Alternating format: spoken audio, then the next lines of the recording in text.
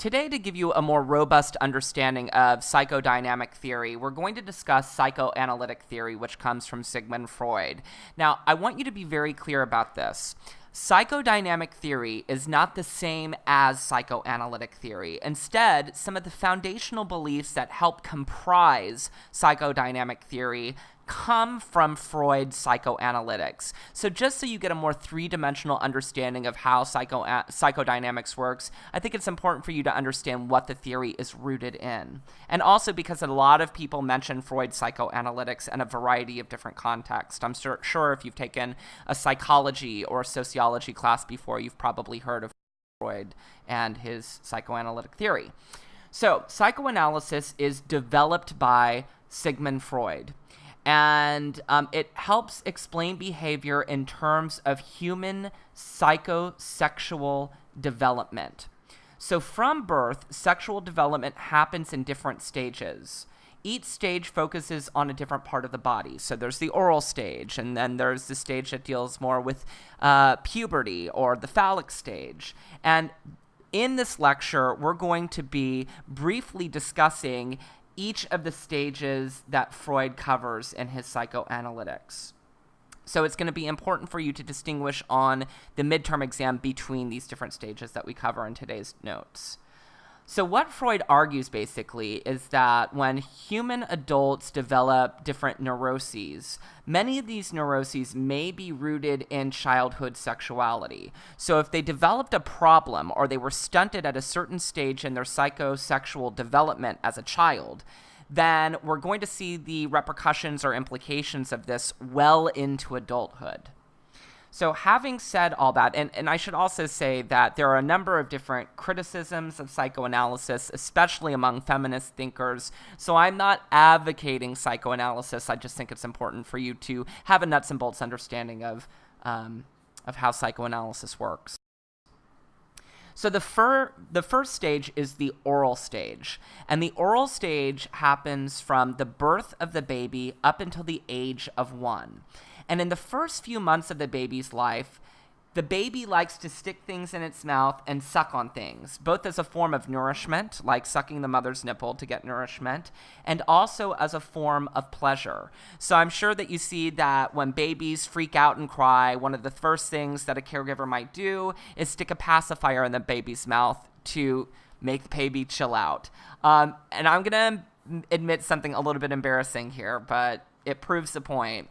I had an oral fixation growing up. Not surprisingly, my mother abandoned my father and me when I was only a couple of months old. So while I was in the midst of the oral stage, my mother was gone. So Freud might argue that I was kind of stunted in the oral stage.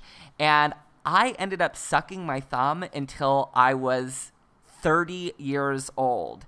And obviously I wasn't sucking my thumb for a form of nourishment when I was an adult, but I can't explain it. Whenever I would stick my thumb in my mouth, I would just zone out. You know, like when you pick up a kitten by its neck and it kind of like zones out? That's how I would be when I would suck my thumb. And I was also orally fixated in a number of other ways. I started smoking when I was 12 and quit smoking when I was 30. There was a lot of like hand-to-mouth things that I would adopt.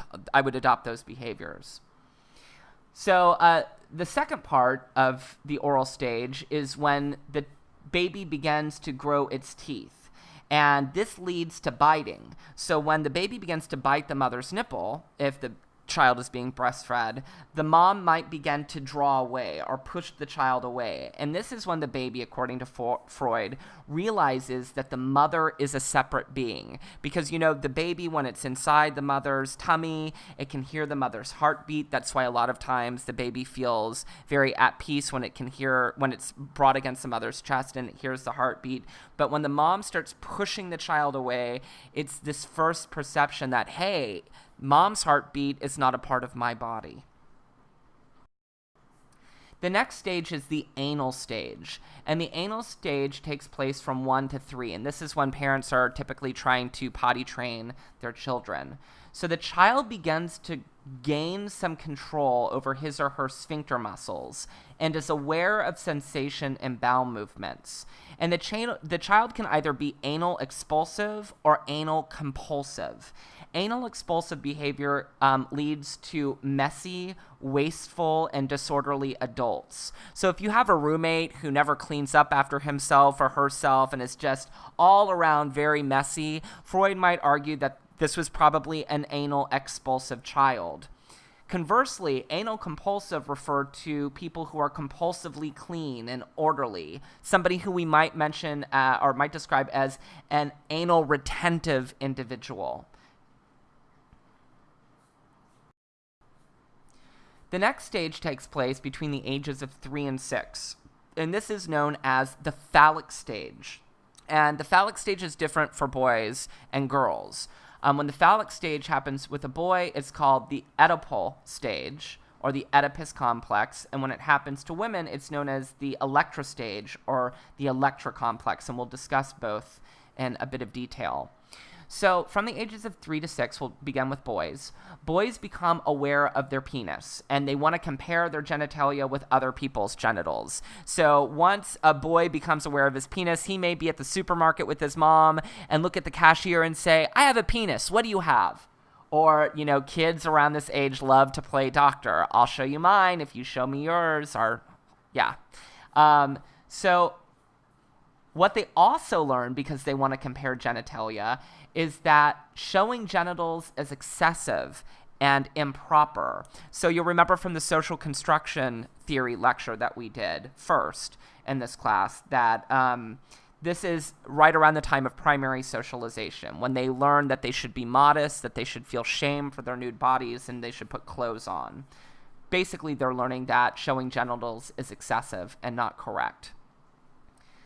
So the boy is taught that certain touch with his mother is also inappropriate. So, it's okay for little boys to go to the women's restrooms with their mothers up until a certain point, and then it gets a little weird.